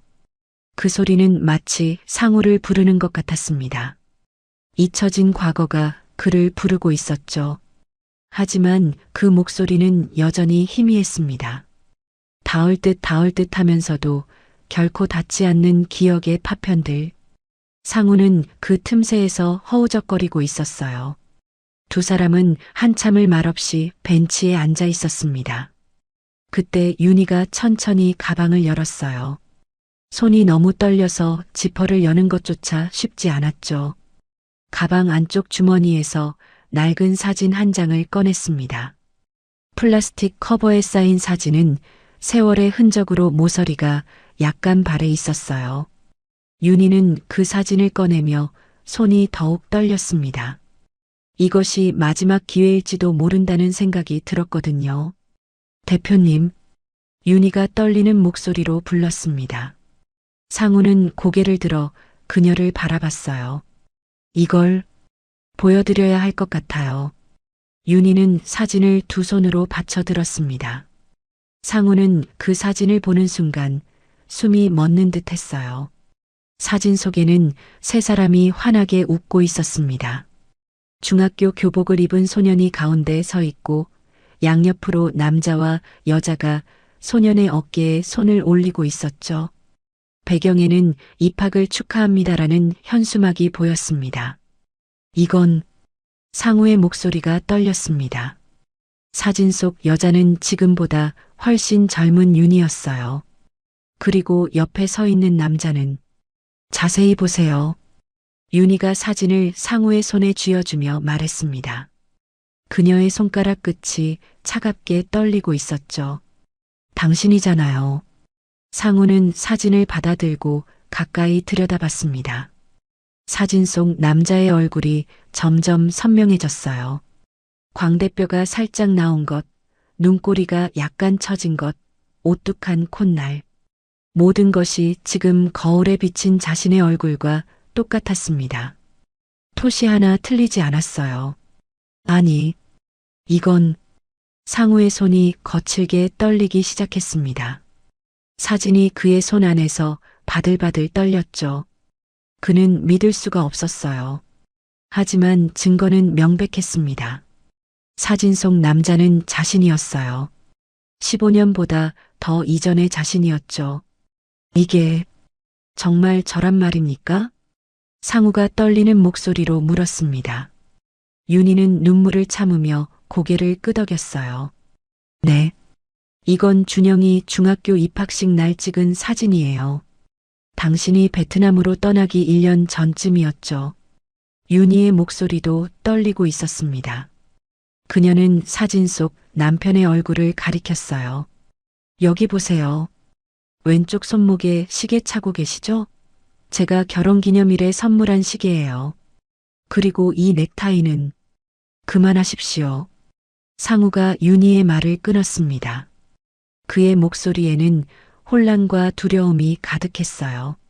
상우는 사진과 자신의 손을 번갈아 바라봤습니다. 오른손 검지에 있는 작은 점. 사진 속 남자의 손에도 똑같은 위치에 점이 있었어요. 왼쪽 귓불이 약간 큰 것도, 입꼬리의 미세한 비대칭도 모두 일치했습니다. 부정할 수 없는 증거였죠. 저에게. 상우가 입을 열었다가 다시 닫았습니다. 목구멍이 바짝 말라 있었어요. 그는 힘겹게 다시 말을 이었습니다. 저에게 아내가, 아들이 있었단 말입니까? 그 말이 입 밖으로 나오는 순간 상우는 현실감을 잃는 것 같았습니다. 머리가 핑 도는 것 같았어요. 자신에게 가족이 있었다는 사실, 사랑하는 사람들이 있었다는 사실, 그 모든 게 15년 동안 기억 저편에 묻혀 있었다는 게 믿기지 않았습니다. 윤희는 떨리는 손으로 눈물을 닦았습니다. 그리고 상우의 눈을 똑바로 바라보며 말했어요. 맞아요. 윤희의 목소리는 작았지만 단호했습니다. 당신은 제 남편이에요. 박동훈. 그게 당신의 이름이에요. 상우의 동공이 거칠게 흔들렸습니다. 박동훈. 그 이름을 듣는 순간 가슴 깊은 곳에서 무언가가 울렸어요. 하지만 여전히 명확하지 않았습니다. 안개 속을 헤매는 것 같았죠. 저는 박동훈. 상우가 그 이름을 중얼거렸습니다. 낯설면서도 왠지 익숙한 이름이었어요. 혀끝에서 맴도는 그 음절이 이상하게 편안했습니다. 우리는 25에 만나서 이듬해 결혼했어요. 준영이가 태어났을 때 당신은 너무 기뻐서 병원 복도를 뛰어다녔죠. 윤희가 계속 말했습니다. 목이 메어 말이 잘 나오지 않았지만 멈출 수 없었어요. 당신은 건설 현장 기술자였어요. 성실하고 따뜻한 사람이었죠. 매일 저녁 퇴근하면 준영이를 안아 올리고 빙글빙글 돌렸어요. 그럼 준영이가 까르르 웃으면서 그만하십시오. 상우가 소리쳤습니다. 그의 목소리에는 절박함이 묻어 있었어요. 더 이상 들을 수가 없었습니다. 들으면 들을수록 가슴이 찢어지는 것 같았거든요. 상우는 벤치에서 일어섰습니다. 비틀거리는 걸음으로 몇 발자국 물러났어요. 사진은 여전히 그의 손에 꽉 쥐어져 있었죠. 사진 속 남자는 행복해 보입니다. 상우가 떨리는 목소리로 말했습니다. 하지만 저는 아무것도 기억하지 못합니다. 이 아이의 얼굴도 당신의 목소리도 우리가 함께했다는 시간도 아무것도. 상우의 목소리가 점점 작아졌습니다. 그는 두 손으로 얼굴을 감쌌어요. 어깨가 작게 떨렸죠. 윤희는 일어서서 상우에게 다가가려 했습니다. 하지만 상우가 손을 들어 제지했어요. 다가오지 마십시오. 상우가 간신히 말했습니다. 그의 목소리는 이제 거의 들릴 듯 말 듯 했어요. 지금은 아무것도 정리가 되지 않습니다. 상우는 천천히 뒤로 물러섰습니다. 한 걸음, 두 걸음. 윤희와의 거리가 점점 멀어졌어요. 15년을 다른 사람으로 살아왔습니다. 이상으로 살아왔어요. 그런데 지금 당신은 제가 박동훈이라고 하십니다. 아내와 아들이 있었다고 하십니다. 상우의 목소리가 갈라졌습니다. 어느 것이 진짜입니까? 이상우가 진짜입니까? 박동훈이 진짜입니까? 저는 도대체 누구란 말입니까? 그 외침에는 깊은 고통이 담겨 있었습니다. 정체성의 혼란, 자신이 누구인지 알 수 없다는 공포, 그 모든 게 상우를 짓누르고 있었어요. 윤희는 더 이상 참을 수 없었습니다. 눈물이 주르륵 흘러내렸어요. 당신은 박동훈이에요. 제 남편이고 준영이의 아버지예요. 15년 전 사고로 기억을 잃었을 뿐이에요. 하지만 당신은 여전히 박동훈이에요. 윤희의 목소리는 떨렸지만 확고했습니다. 당신의 몸이 기억하고 있잖아요. 이 집을, 이 동네를, 국밥 먹는 습관을, 모든 걸 기억하고 있잖아요. 하지만 상우는 고개를 저었습니다. 몸이 기억한다고 해서 제가 그 사람이 되는 건 아닙니다. 상우는 가슴을 쳤습니다. 여기에 아무것도 없어요. 당신이 말하는 그 추억도 사랑도 아무것도 느껴지지 않습니다. 그저 텅 비어 있을 뿐이에요. 그 말에 윤희의 가슴이 무너졌습니다.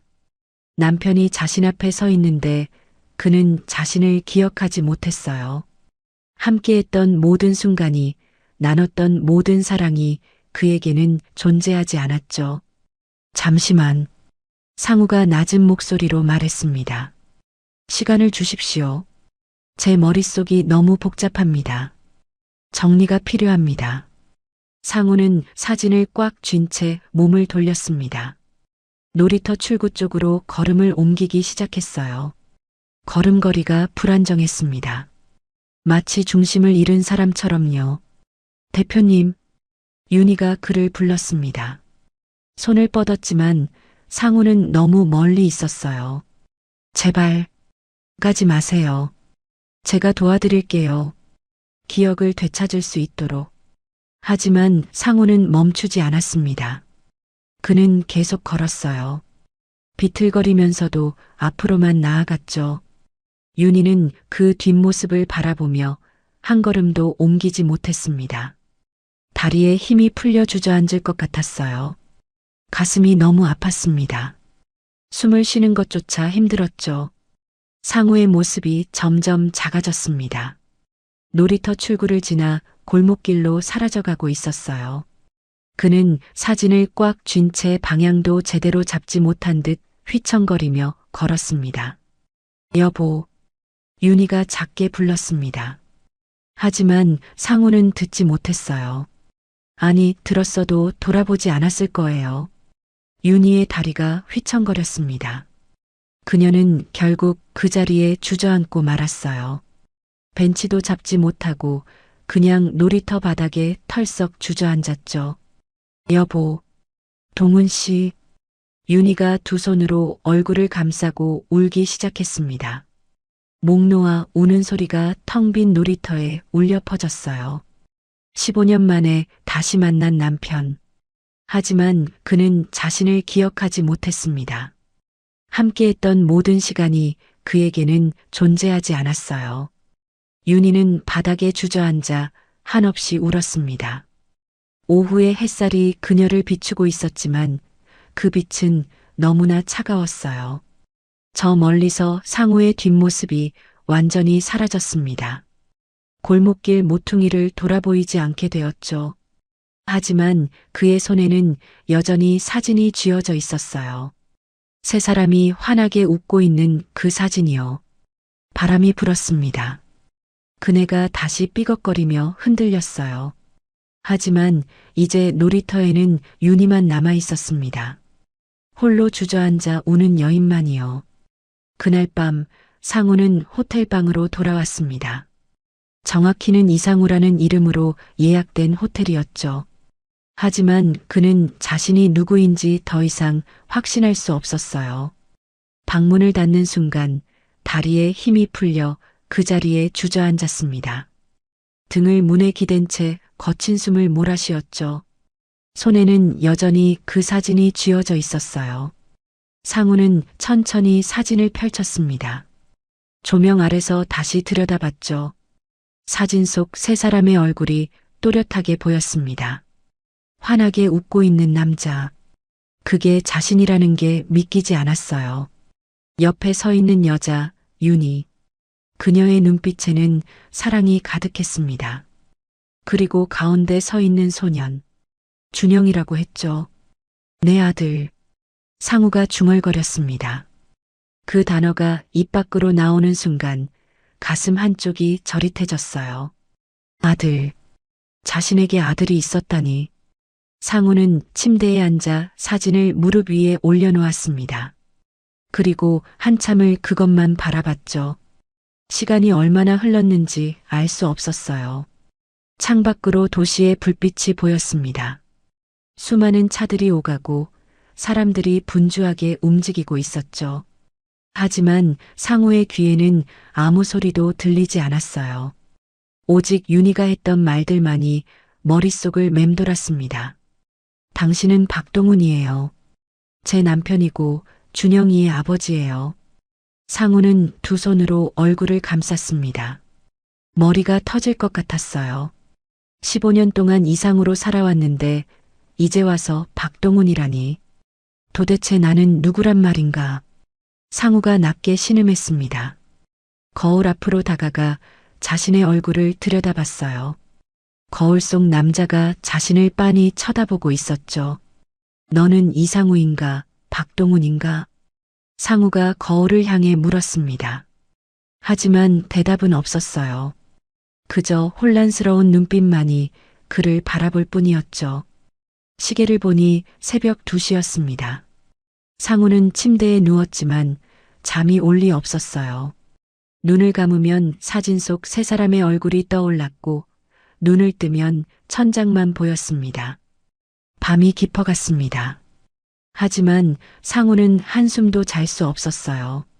계속 뒤척이다가 일어나 창가에 섰습니다. 하늘이 점점 밝아오고 있었죠. 새벽 5시.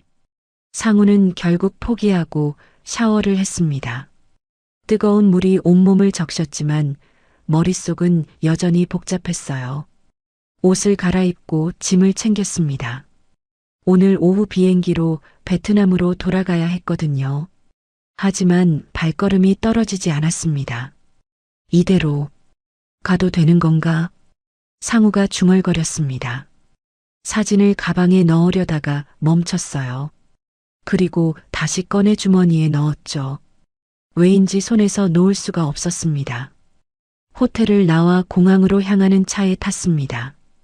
비서가 운전석에 앉아 있었지만 상우는 아무 말도 하지 않았어요. 그저 창밖만 바라봤죠. 차가 도심을 벗어나 공항 고속도로로 접어들었습니다. 주머니 속 사진이 자꾸 신경 쓰였어요. 상우는 사진을 꺼내 또다시 들여다봤습니다. 대표님, 괜찮으십니까? 비서가 백미러로 상우를 보며 물었습니다. 상우는 고개를 끄덕였지만 표정은 창백했어요. 그냥 조금 피곤할 뿐이네. 차는 인천공항에 도착했습니다. 상우는 무거운 발걸음으로 출국장으로 향했어요. 수많은 사람들이 분주하게 오가고 있었죠. 체크인을 마치고 출국 심사를 통과했습니다. 이제 탑승 게이트로 가기만 하면 됐어요. 하지만 상우의 발걸음은 점점 느려졌습니다. 면세점 앞을 지나며 상우는 멈춰 섰습니다. 진열된 물건들이 보였지만 눈에 들어오지 않았어요. 그저 멍하니 서 있었죠. 탑승 게이트까지 가시죠, 대표님. 비서가 조심스럽게 말했습니다. 상우는 고개를 끄덕이고 다시 걸었어요. 탑승 게이트 근처에 도착했을 때였습니다. 갑자기 스피커에서 안내방송이 울려 퍼졌어요. 베트남 호치민행 비행기 탑승 안내 말씀드립니다. BH261편. 한국어 안내방송이 끝나자 곧바로 베트남어 안내방송이 이어졌습니다. 그 순간이었습니다. 상우의 몸이 굳어졌어요. 베트남어 안내방송이 귓가에 울리는 순간 머릿속에 무언가가 번쩍했습니다. 이 소리, 이 특유의 웅성거림, 어디서 들어본 것 같았어요. 주변의 소음들이 점점 커지기 시작했습니다. 얼굴 앞에서 누군가의 여권을 흔들던 직원의 모습, 호치민행 탑승구는 저쪽입니다라고 외치던 공항 직원의 목소리, 출근용 가방을 한 손에 들고 다른 손에는 가족 사진을 쥔 채 초조하게 줄을 서 있던 바로 그날 공항의 풍경이 스쳤어요. 출국장 유리병 너머로 보이던 아침 햇살, 마지막으로 사진을 바라보며 스스로에게 중얼거렸던 말. 이번 일만 끝나면 더 행복하게 해줄게. 꼭. 그 순간 가슴 깊은 곳이 따끔하게 저렸습니다. 잊어버렸다고 생각했던 그 말, 지켜주지 못한 약속이 마치 벼락처럼 되살아났어요. 상우는 머리를 감싸쥐며 그 자리에 주저앉았습니다. 비서가 놀라 달려왔지만 상우는 손을 들어 제지했어요. 괜찮아. 잠깐만. 하지만 괜찮지 않았습니다. 머릿속에서 무언가가 폭발하는 것 같았어요. 봉인되었던 기억의 문이 굉음과 함께 열리기 시작했죠. 15년 전, 빗길을 달리는 낡은 버스 안, 창밖으로 베트남의 시골 풍경이 흘러가고 있었습니다. 버스는 덜컹거리며 비포장도로를 달리고 있었죠. 박동우는 창가 자리에 앉아 밖을 내다보고 있었습니다. 건설 현장으로 가는 길이었어요. 주머니 속에는 윤희와 준영이 사진이 들어 있었죠. 추워 죽겠네. 옆자리에 앉은 동료가 몸을 웅크리며 중얼거렸습니다. 20대 초반으로 보이는 젊은 청년이었어요. 현장 막노동으로 돈을 벌러 온 사람이었죠. 비가 내려 버스 안 에어컨이 과하게 틀어진 데다 한국에서 막 넘어온 기온차 때문인지 감기가 들려 오한이 나는 듯 보였습니다. 동우는 자신이 입고 있던 점퍼를 벗었습니다. 두툼한 작업용 점퍼였어요. 이거 입으세요. 제가 젊을 때보다는 추위를 덜 타서요. 아, 괜찮습니다, 형님. 형님이 감기라도 걸리시면. 괜찮아요. 나는 괜찮으니까 입어요. 동우는 점퍼를 청년에게 건넸습니다. 청년은 고맙다며 점퍼를 받아 입었어요. 점퍼 안주머니에는 동훈의 지갑과 여권이 들어 있었지만 동훈은 그걸 까맣게 잊고 있었죠. 버스는 계속 달렸습니다. 비는 점점 더 세게 내리기 시작했어요. 운전기사가 속도를 줄였지만 도로 상태는 점점 나빠지고 있었습니다. 괜찮겠어요? 동훈이 걱정스럽게 물었습니다. 운전기사는 괜찮다며 손을 흔들었죠. 하지만 그 순간이었습니다.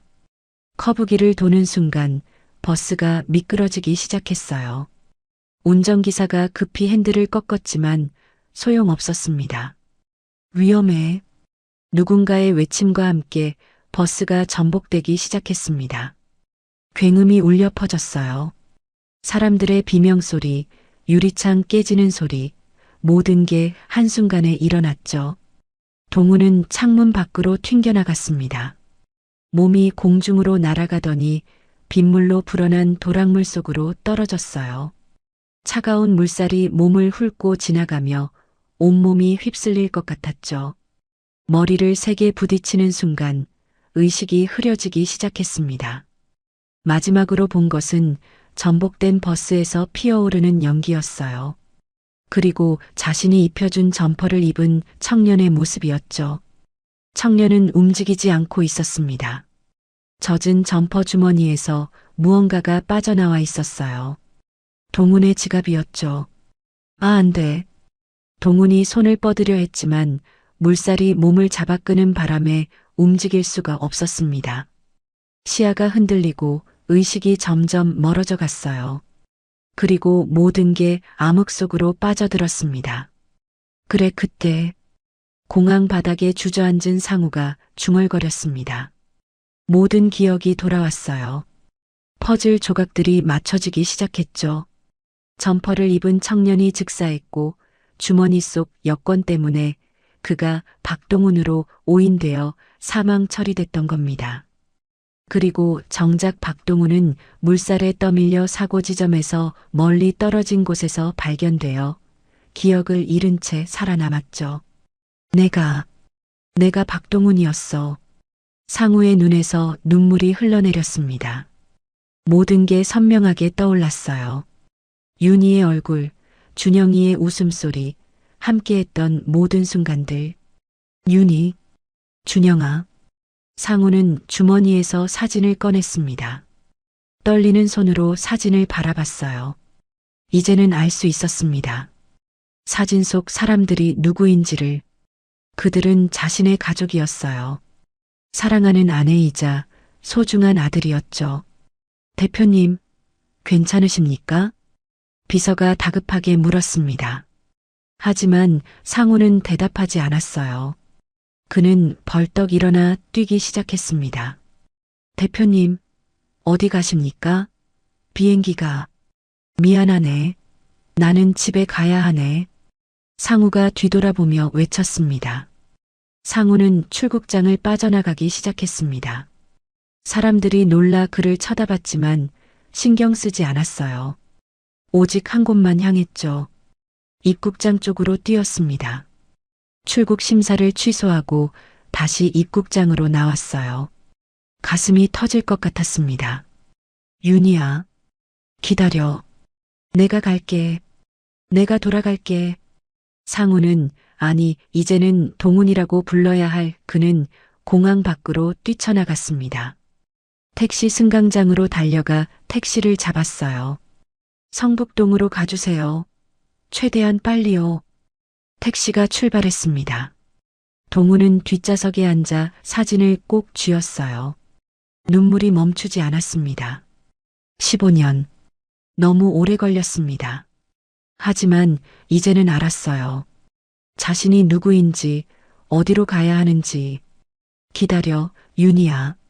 조금만 기다려. 택시는 성북동을 향해 달렸습니다. 동훈의 가슴은 미친 듯이 뛰고 있었어요. 15년 만에 집으로 돌아가는 길이었죠. 손님, 급하신 일 있으세요?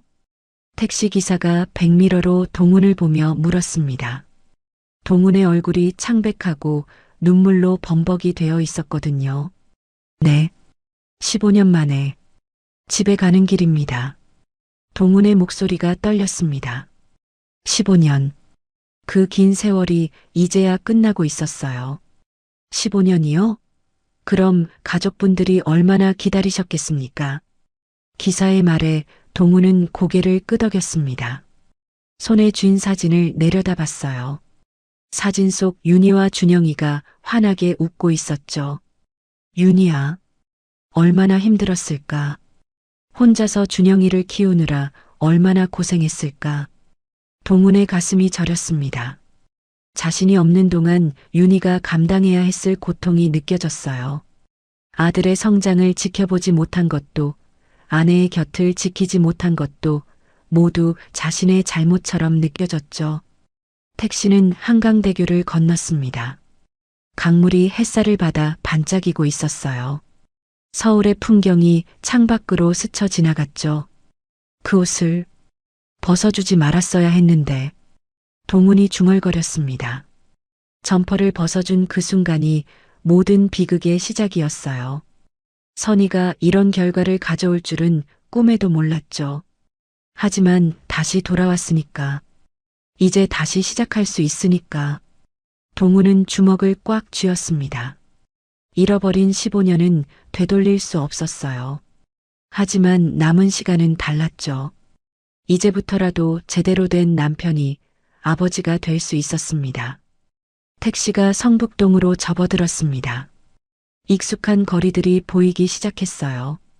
동훈의 심장이 더욱 빠르게 뛰었죠. 저기, 저 골목 입구에 세워주세요. 동훈이 급하게 말했습니다. 택시가 멈추자마자 문을 열고 뛰어내렸어요.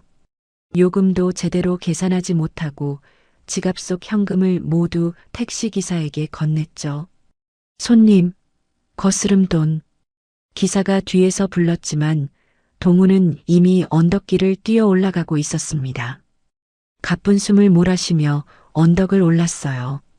다리가 후들거렸지만 멈출 수 없었습니다. 15년 만에 집으로 돌아가는 길이었으니까요. 움푹 패인 보도블록, 왼쪽 세 번째 집 앞 감나무, 모든 게 그대로였습니다. 아무것도 변하지 않았어요. 오직 자신만 변했을 뿐이었죠. 골목 끝이 보였습니다. 녹슨 파란 대문이 눈에 들어왔어요. 동우는 더욱 빠르게 달렸습니다. 윤희야, 기다려.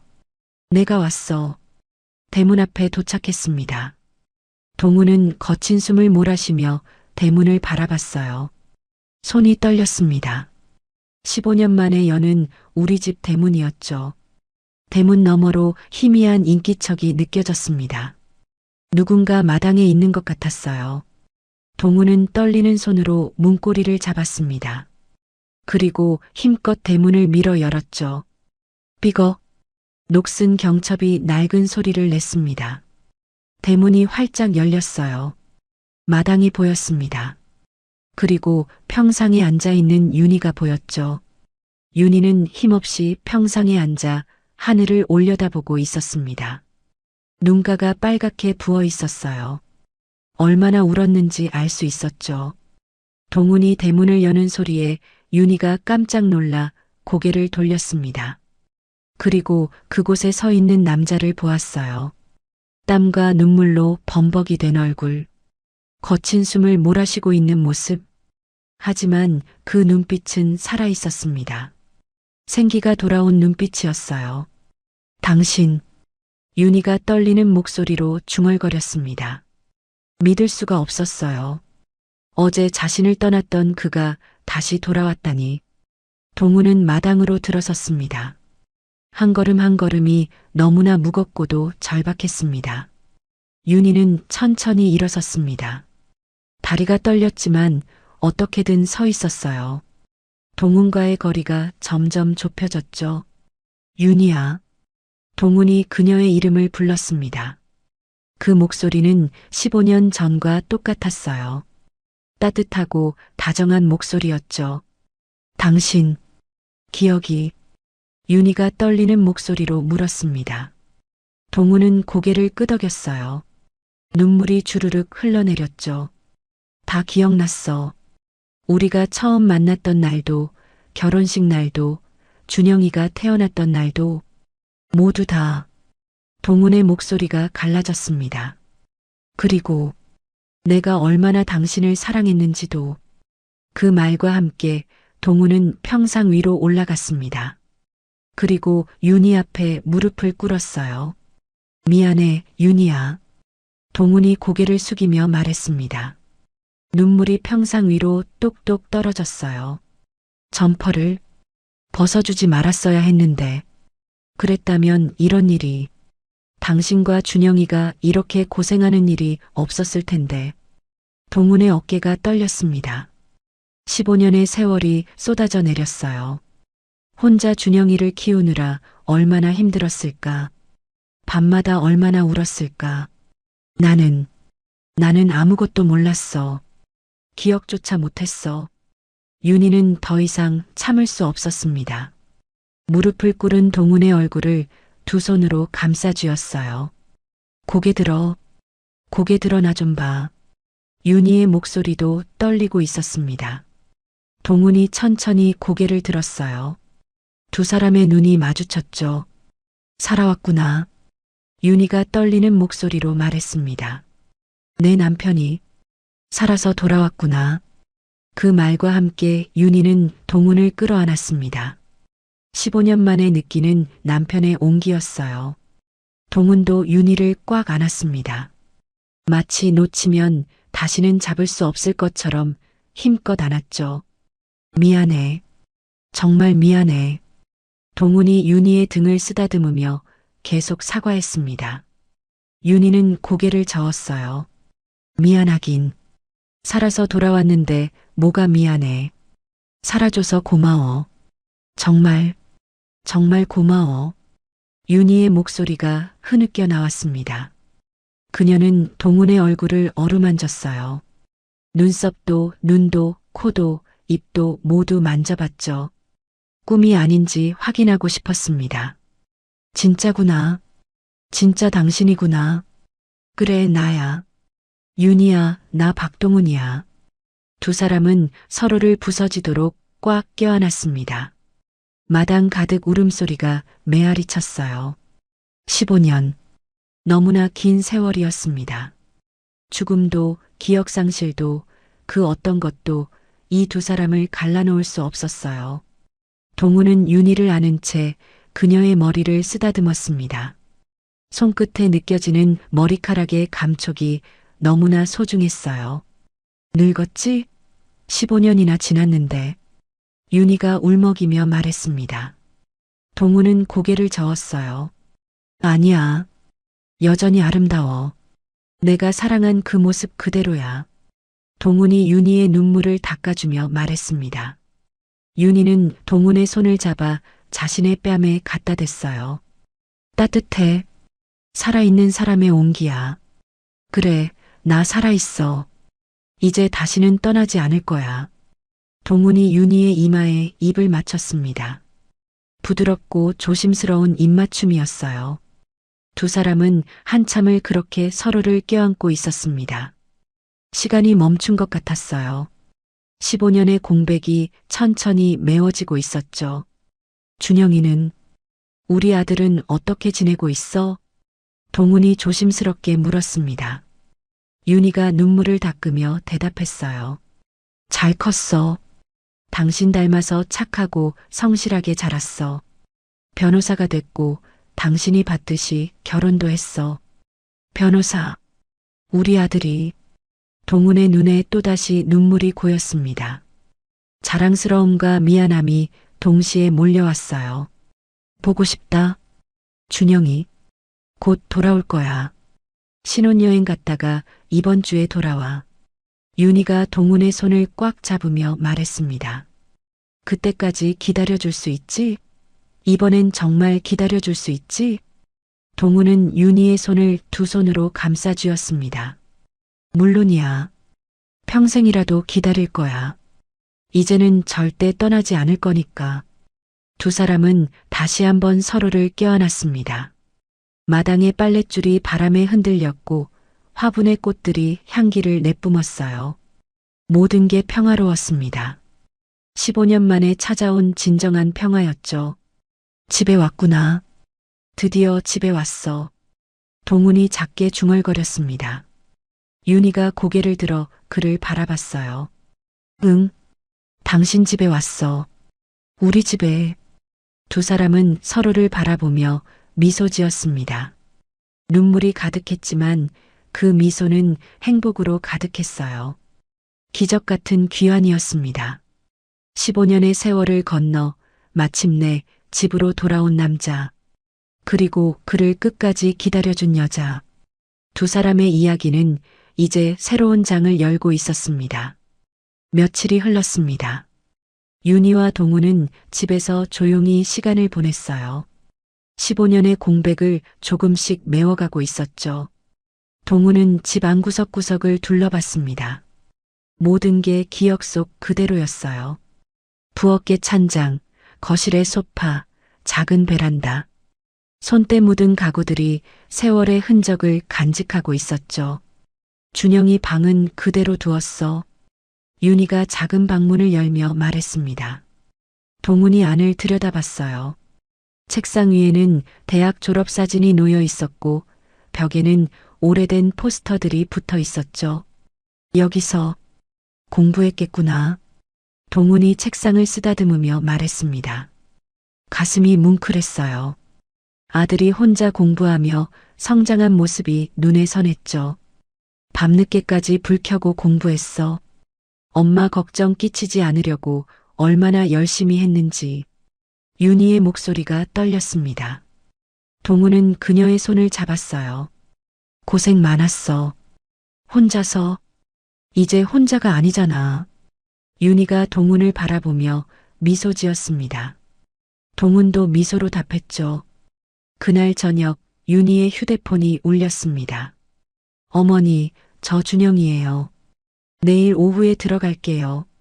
아들의 목소리에 윤희는 순간 숨이 막혔습니다. 내일이면 준영이가 아버지를 만나게 되는 거예요. 그래, 알았어. 조심히 와. 전화를 끊고 윤희는 동훈을 바라봤습니다. 동훈도 들었는지 긴장한 표정이었어요. 내일 준영이를 만나는 거지? 응. 준비됐어?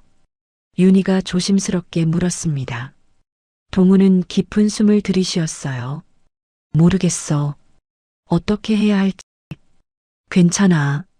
준영이도 아빠를 그리워했을 거야. 윤희가 동훈의 손을 꽉 잡았습니다.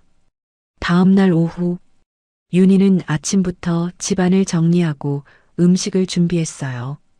동훈은 거실에 앉아 창밖을 바라보고 있었죠. 손에 땀이 났습니다. 너무 긴장하지 마. 윤희가 동훈의 어깨를 다독였습니다. 하지만 동훈의 긴장은 쉽게 풀리지 않았어요. 오후 3시쯤 대문 밖에서 차 소리가 들렸습니다. 윤희와 동훈은 동시에 고개를 들었어요. 왔나 봐. 윤희가 떨리는 목소리로 말했습니다. 동훈은 자리에서 일어섰죠. 현관문이 열리는 소리가 들렸습니다.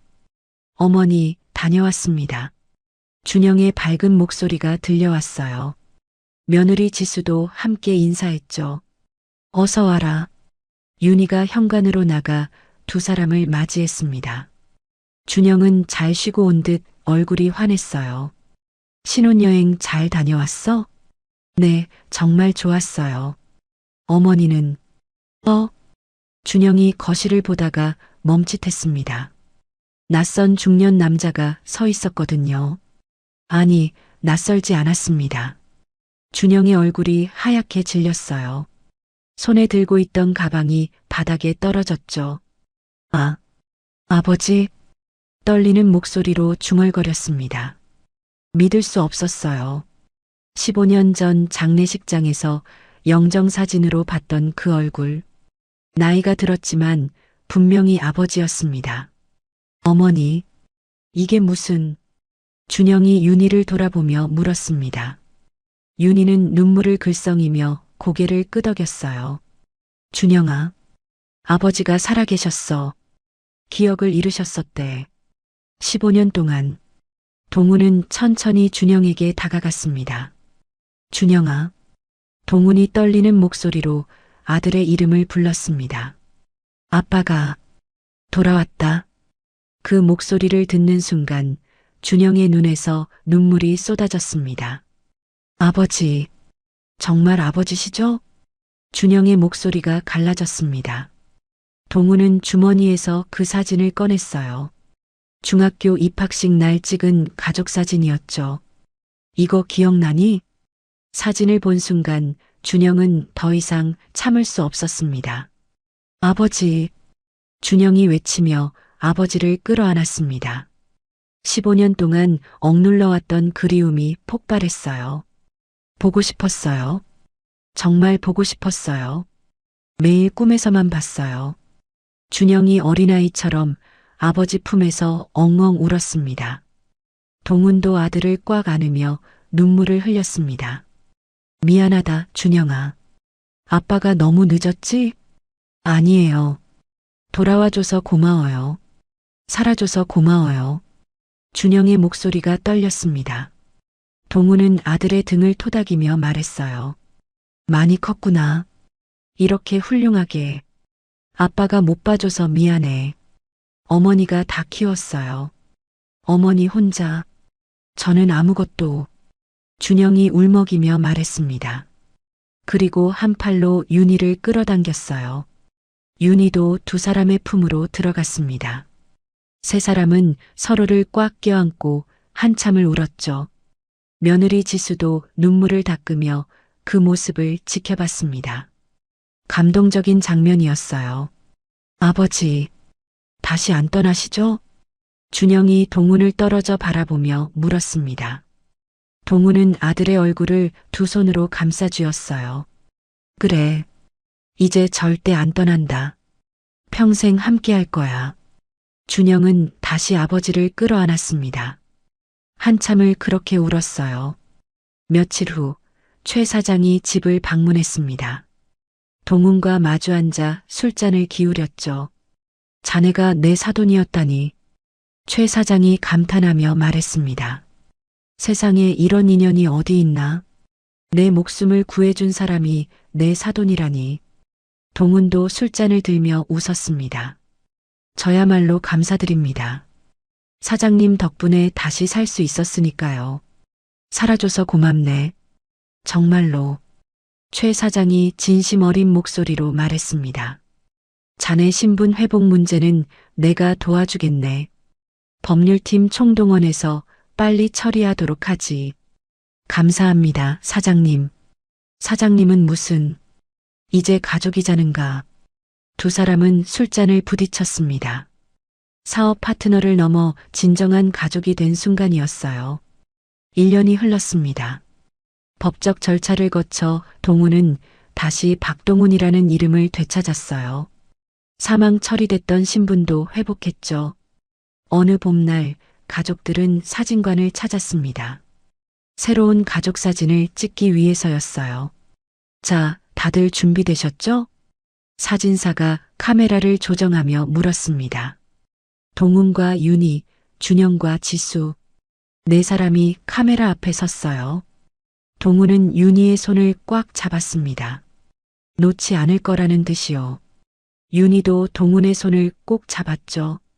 준영은 아버지의 어깨에 손을 올렸습니다. 지수는 시어머니 옆에 서서 환하게 웃었어요. 자, 웃으세요. 하나, 둘, 셋. 플래시가 터졌습니다. 네 사람의 환한 웃음이 사진 속에 담겼어요. 행복한 가족의 모습이었죠. 사진관을 나서며 윤희가 동훈의 팔짱을 꼈습니다. 행복해. 윤희가 작게 말했습니다. 동훈이 그녀를 바라보며 미소 지었어요. 나도 정말 행복해. 따뜻한 봄 햇살이 네 사람을 비추고 있었습니다. 새로 돋아난 나뭇잎들이 바람에 흔들렸고 꽃향기가 거리에 가득했어요. 동훈은 걸으며 하늘을 올려다봤습니다. 구름 한 점 없는 맑은 하늘이었어요. 감사합니다. 다시 돌아올 수 있게 해주셔서 마음속으로 기도했습니다. 그리고 다시 가족들을 바라봤죠. 준영이 아내 지수와 손을 잡고 걷고 있었어요. 윤희는 동훈의 팔에 기대어 행복한 미소를 짓고 있었죠. 모든 게 완벽했습니다. 아버지, 저기 식당 가요. 배고파요. 준영이 앞서가며 말했습니다. 동훈이 웃으며 대답했어요. 그래, 가자. 오늘은 아빠가 쏜다. 네 사람은 웃으며 식당으로 향했습니다. 15년의 긴 이별을 끝내고 가족은 다시 하나가 되었습니다. 죽음도 기억 상실도 갈라놓을 수 없었던 사랑이 마침내 승리한 거예요. 오늘의 이야기가 당신의 마음에 작은 울림을 드렸다면 앞으로도 당신의 나날에 잔잔한 위로가 될 이야기들로 찾아뵐 수 있도록 구독과 좋아요를 눌러주세요. 그리고 사연의 주인공을 위한 따뜻한 말씀도 댓글로 부탁드립니다. 당신의 오늘을 늘 응원합니다. 인생 나날이었습니다.